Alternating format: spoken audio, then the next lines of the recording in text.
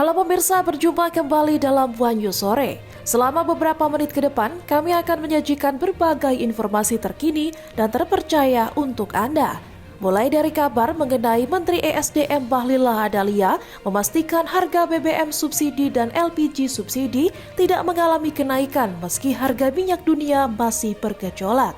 Kepastian tersebut disampaikan Bahlil usai melaporkan perkembangan sektor energi kepada Presiden Prabowo Subianto di Istana Kepresidenan.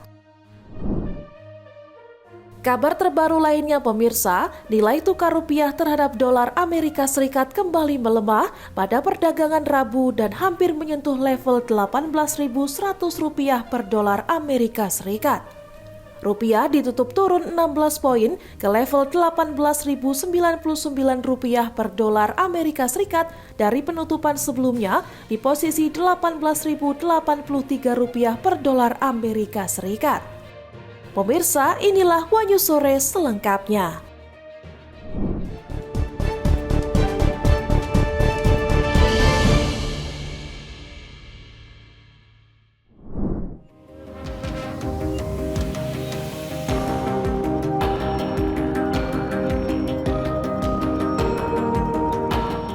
Menteri ESDM Bahlil Lahadalia memastikan harga BBM subsidi dan LPG subsidi tidak mengalami kenaikan meski harga minyak dunia masih bergejolak.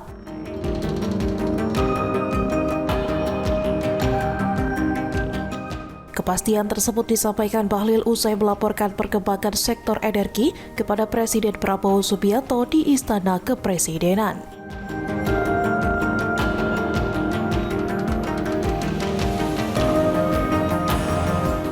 Menurut Bahlil, pemerintah tetap mempertahankan kebijakan harga BBM subsidi sesuai keputusan yang telah ditetapkan sebelumnya.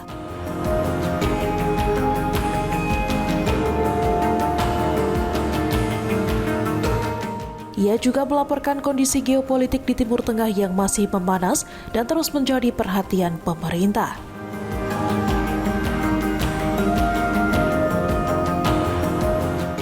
Meski harga minyak dunia terus naik turun, Bahlil memastikan stok BBM, minyak mentah, dan LPG nasional masih berada di atas batas minimum.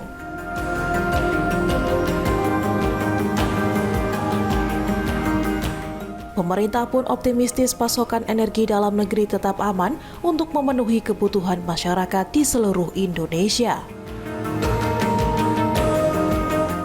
Baik teman-teman media yang saya hormati, Alhamdulillah, saya baru selesai menghadap Bapak Presiden dan kami melakukan rapat terbatas untuk membahas pertama adalah peresmian listrik desa. Kita tahu bahwa 1.000 dari total desa yang kita belum ada listrik itu ada kurang lebih sekitar 11.000 dan Alhamdulillah di tahun 2025 programnya udah selesai sekitar 1.400 lebih yang ini akan dilakukan peresmian oleh Bapak Presiden nanti dalam waktu dekat sebelum tanggal 14 Agustus. Yang kedua, kami juga membahas tentang implementasi daripada PLTS 100 gigawatt yang insya Allah dalam waktu dekat akan ditandai peluncuran groundbreaking pertama. Jadi ini langsung sudah jalan menyangkut dengan PLTS. Dan tahap pertama sudah disetujui untuk bisa dilaksanakan. Nanti Bapak Presiden sendiri yang insya Allah dalam rencananya akan meresmikan. Yang berikut kami juga melaporkan tentang geopolitik peperangan yang ada di Timur Tengah yang belum selesai. Tapi kami menyampaikan bahwa untuk stok BBM kita dan crude insya Allah di atas standar minimum nasional termasuk kondisi LPG. Namun harganya masih naik turun, di harga global juga demikian. Tapi kami dapat memastikan bahwa untuk harga BBM subsidi tidak ada kenaikan sesuai dengan apa yang sudah diputuskan seperti sekarang. Jadi tidak ada kenaikan untuk BBM subsidi, termasuk dalamnya adalah LPG subsidi. Sebelumnya harga minyak dunia sempat anjlok hampir 5% sebelum kembali melonjak akibat meningkatnya ketegangan di kawasan Timur Tengah.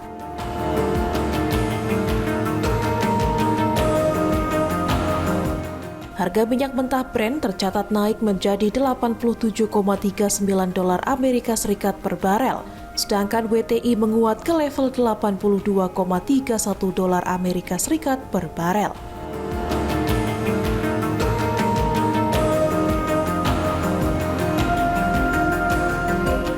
Analis menilai penguatan harga minyak dipicu laporan militer Amerika Serikat yang berhasil menggagalkan serangan terhadap pasukannya di kawasan tersebut.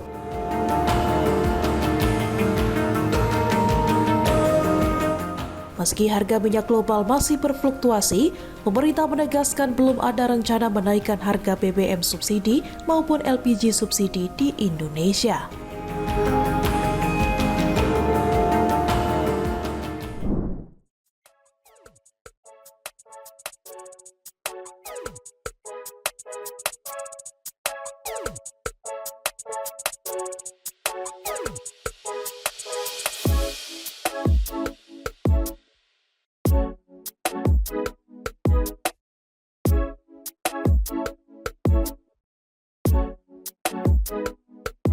Rupiah ditutup turun 16 poin ke level 18.099 rupiah per dolar Amerika Serikat dari penutupan sebelumnya di posisi 18.083 rupiah per dolar Amerika Serikat.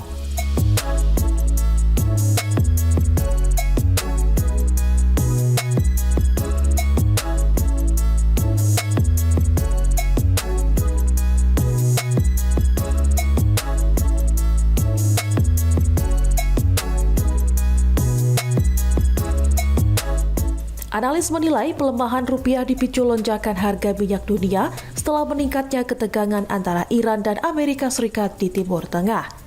Iran dilaporkan meluncurkan sejumlah rudal balistik yang menargetkan pasukan Amerika Serikat di kawasan tersebut.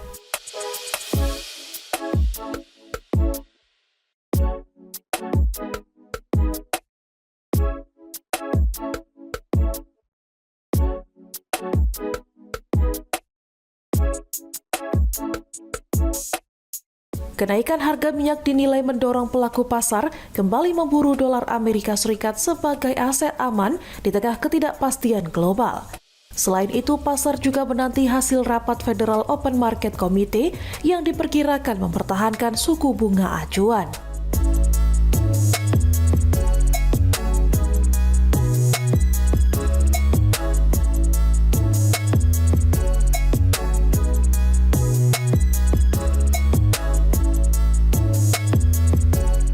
Meski begitu, pelaku pasar mengantisipasi pernyataan bernada hawkish dari Bank Sentral Amerika Serikat yang berpotensi kembali menekan rupiah. Dari dalam negeri, sentimen negatif masih dipengaruhi pengunduran diri Peri Warjio sebagai Gubernur Bank Indonesia yang memicu ketidakpastian pasar.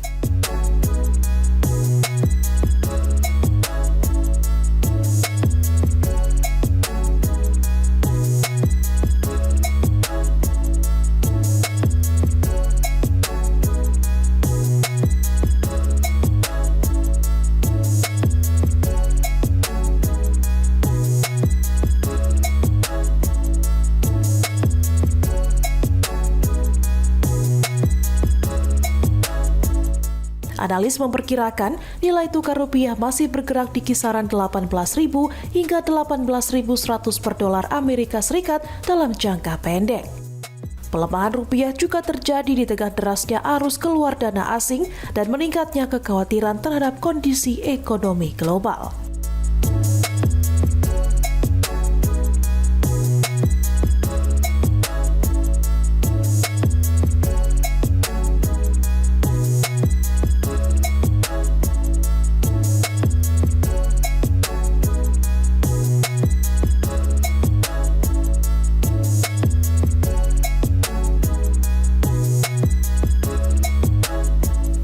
Nilai tukar rupiah terhadap dolar Amerika Serikat kembali melemah pada perdagangan Rabu dan hampir menyentuh level 18.100 rupiah per dolar Amerika Serikat.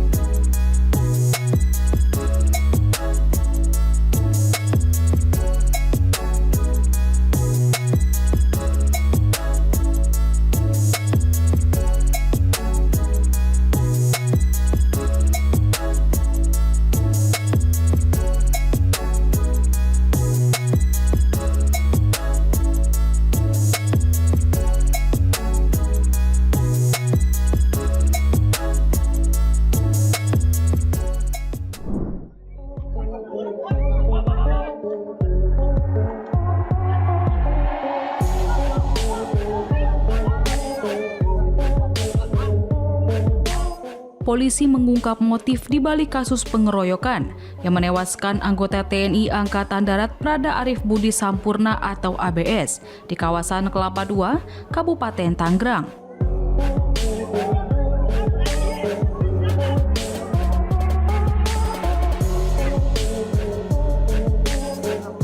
Peristiwa tragis tersebut diduga dipicu oleh kesalahpahaman terkait antrian pesanan sate taichan yang berujung pada cekcok hingga aksi pembunuhan.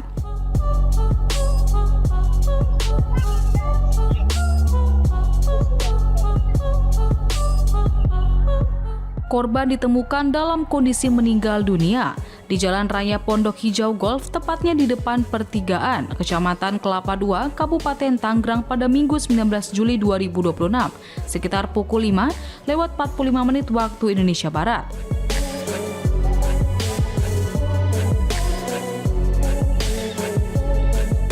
Kasat Reskrim Polres Tangerang Selatan, AKP Wiragraha Setiawan, mengungkapkan bahwa insiden bermula dari antrian pesanan sate taichan di area parkir lokasi kejadian.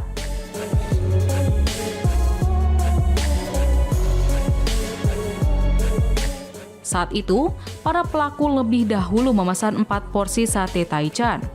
Namun, korban mengira pesanan tersebut merupakan miliknya, sehingga terjadi kesalahpahaman yang memicu pertengkaran.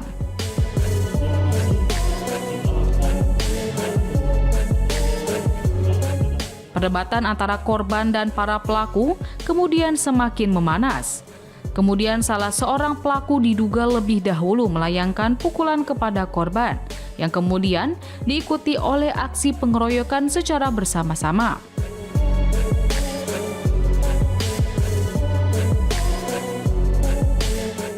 Dalam situasi tersebut, Prada Arif sempat berusaha menyelamatkan diri dengan melarikan diri dari lokasi. Namun naas, upaya tersebut tidak berhasil, lantaran para pelaku terus mengejarnya hingga ke jalan raya. Di lokasi itulah korban kembali menjadi sasaran serangan brutal.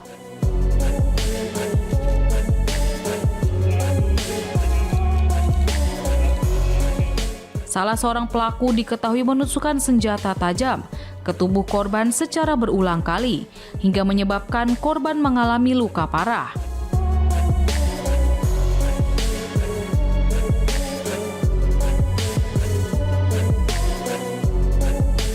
Hasil penyelidikan polisi menunjukkan korban mengalami sedikitnya 10 luka tusuk akibat serangan tersebut.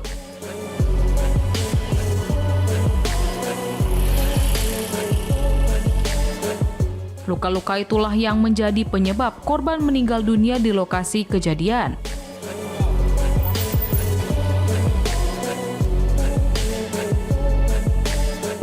Polisi juga telah mengungkap sebanyak 7 orang, telah ditetapkan sebagai tersangka dan dibagi ke dalam 4 klaser peran, yakni pelaku yang melakukan pengejaran terhadap korban,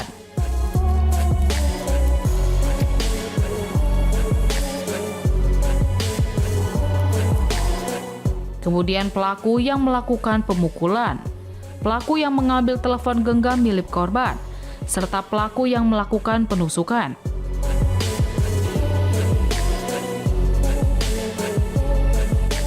Meski demikian, pengusutan kasus ini masih terus berlangsung, dan polisi saat ini masih memburu 2 pelaku lainnya yang telah masuk dalam daftar pencarian orang atau DPO, masing-masing berinisial U dan B.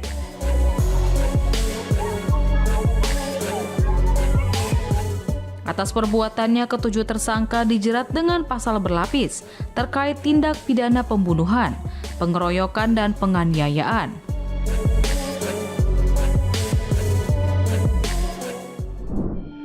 And we have another one. Isu diskriminasi terhadap warga negara Indonesia atau WNI di Bali belum benar-benar mereda. Setelah memicu perdebatan lewat dugaan perlakuan berbeda terhadap peserta lokal dalam sebuah ajang lari di Canggu, kini muncul kontroversi baru yang kembali menyita perhatian publik. Kali ini, sorotan mengarah ke sebuah grup WhatsApp komunitas di Amet, Kabupaten Karangasem. Konten kreator asal Italia Christian Giacobbe mengungkap dugaan tindak diskriminatif yang dilakukan seorang warga negara asing atau WNA bernama Sergei Melnikov, administrator grup WhatsApp Garage Sale in Amet. Dalam video yang diunggah melalui akun Instagram, Chris menyebut Sergei sempat mengeluarkan seluruh anggota yang menggunakan nomor Indonesia dari grup tersebut. Chris juga menampilkan tangkapan layar pesan yang diduga ditulis Sergei kepada anggota grup. Dalam pesan tersebut, Sergei menjelaskan bahwa grup awalnya dibuat untuk komunitas ekspatriat di Amet. Namun, karena semakin banyak warga lokal bergabung dan dianggap tidak lagi mengikuti aturan, ia memutuskan untuk mengeluarkan mereka. Grup ini seharusnya diperuntukkan bagi komunitas ekspatriat, namun karena semakin banyak warga lokal bergabung dan mulai mengabaikan aturan, saya memutuskan mengeluarkan mereka agar seluruh warga asing merasa lebih aman, tulis Sergei dalam pesan yang dibagikan Chris.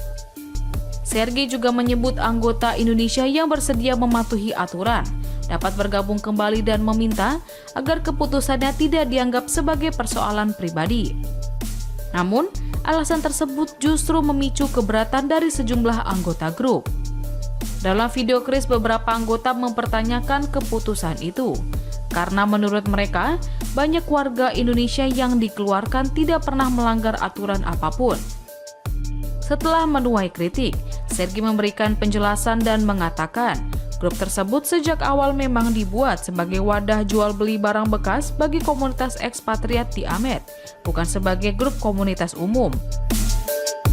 Menurutnya, dalam beberapa waktu terakhir ia menerima banyak pesan dari anggota asing yang mengkhawatirkan aktivitas di dalam grup, terutama setelah muncul pemberitaan mengenai penindakan keimigrasian terhadap sejumlah warga negara asing di Bali.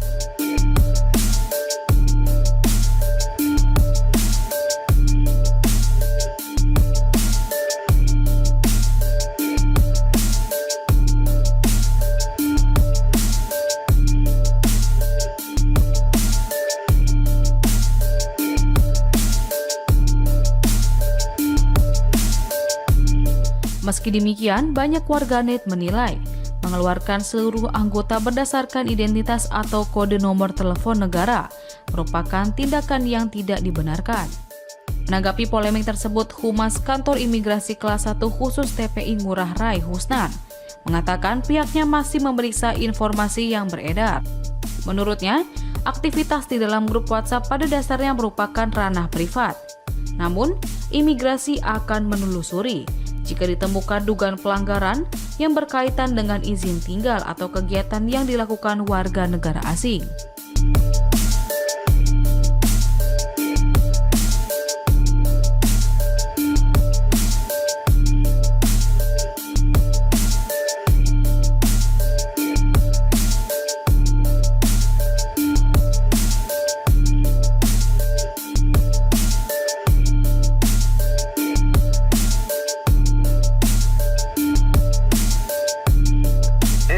We have another one.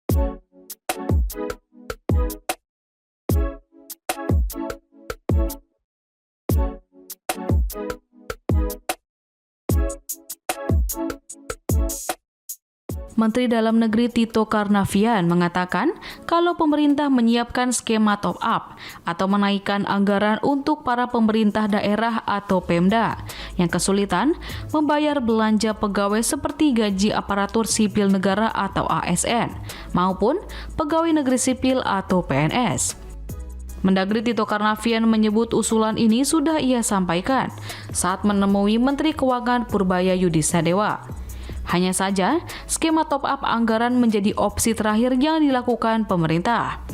Menurutnya, saat ini Pemda bisa melakukan efisiensi, meningkatkan pendapatan asli daerah atau PAD, hingga dana bagi hasil atau DBH, yang sudah ada sebelum nantinya diberlakukan top-up anggaran.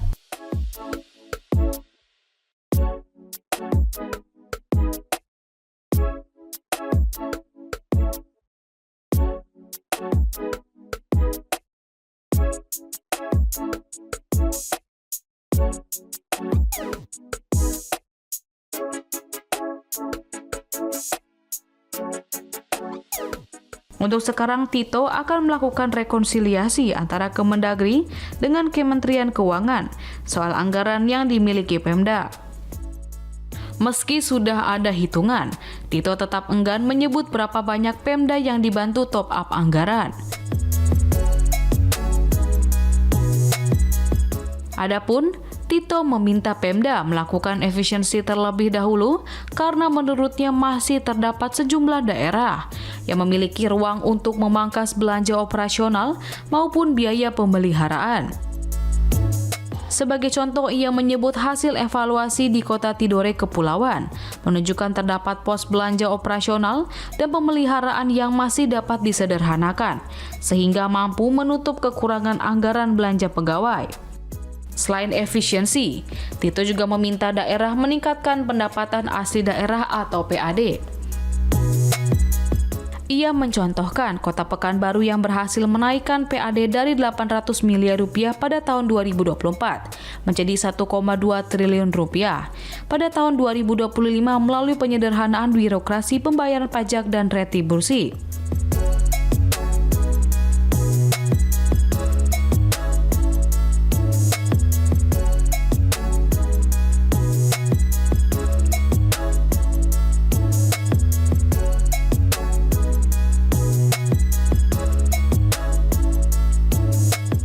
Sementara itu, Menteri Keuangan Purbaya Yudisadewa membuka peluang memberikan tambahan dana buat Pemda yang kesulitan membiayai gaji pegawai, termasuk pegawai pemerintah dengan perjanjian kerja atau P3K. Berkurangnya kemampuan Pemda membayar gaji pegawai lantaran pemotongan transfer ke daerah atau TKD. Purbaya mengatakan sejak ada pemotongan TKD, pemerintah terus memonitor seluruh pemerintah daerah yang kira-kira kekurangan dana untuk membayar gaji pegawai. Hasil sementara menunjukkan sekitar 490 daerah berpotensi mendapatkan tambahan dana dari pemerintah pusat.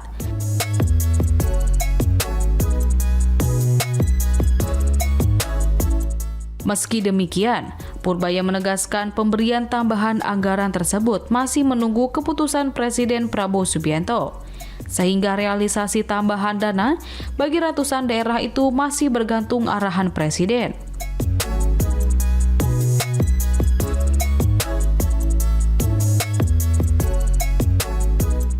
Segala informasi, anggaran TKD 2026 saat ini mencapai 693 triliun rupiah. Namun anggaran tahun ini turun dibandingkan TKD 2025 sebanyak 919 triliun rupiah.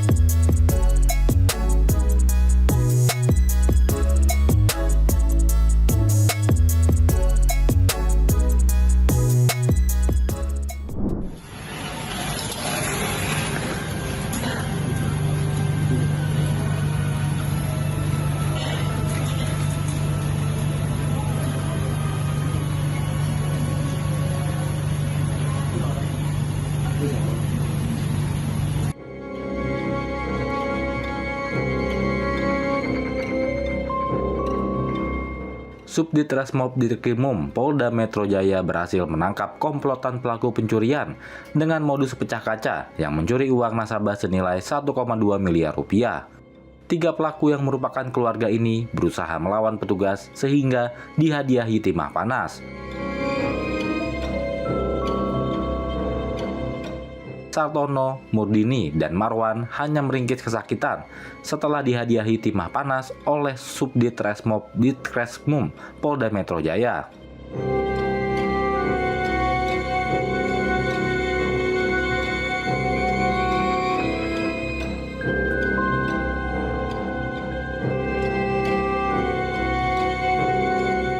Ketiga pelaku ini merupakan komplotan pelaku pencurian lintas provinsi dengan modus pecah kaca. Menurut Panit 1 Subditreskrim Polda Metro Jaya, AKP Pendi Wibison, komplotan ini ditangkap di tempat berbeda. Sartono ditangkap di Cilengsi, Kabupaten Bogor, sementara Murdini dan Marwan ditangkap di Bengkulu.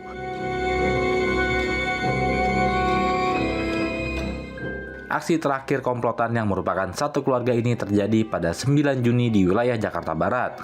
Berhasil mencuri uang nasabah sebanyak 1,2 miliar rupiah.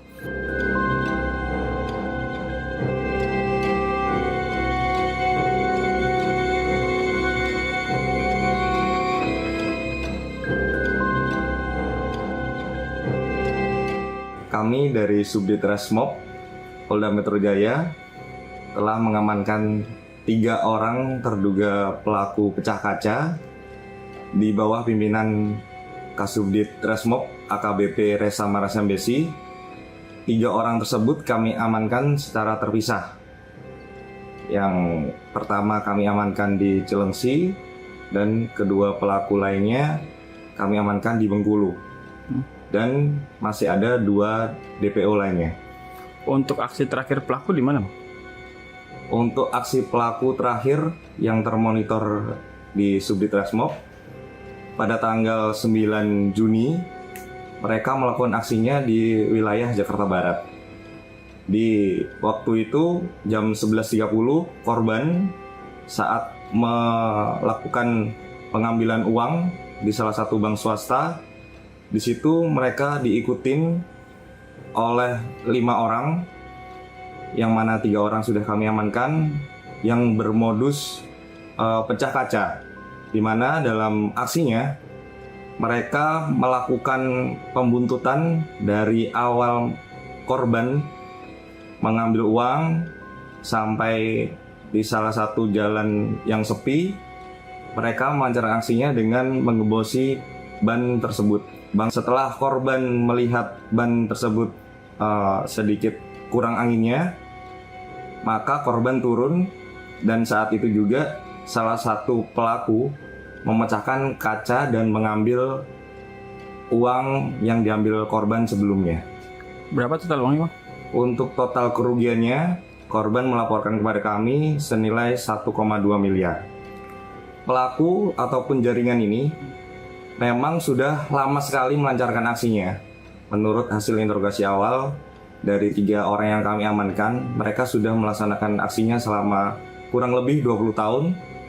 Dari awal dia beraksi belum pernah diamankan berarti, Bang?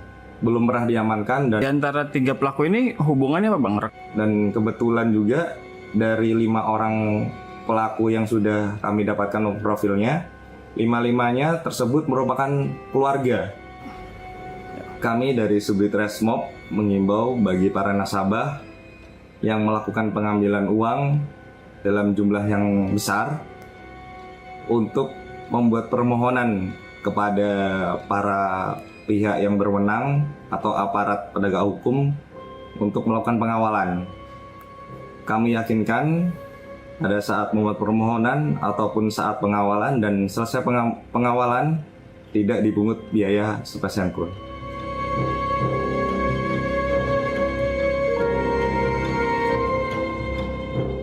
Subditreskrim Polda Metro Jaya mengimbau kepada seluruh masyarakat yang ingin menarik uang dalam jumlah besar untuk meminta pengawalan oleh petugas karena layanan tersebut diberikan secara gratis.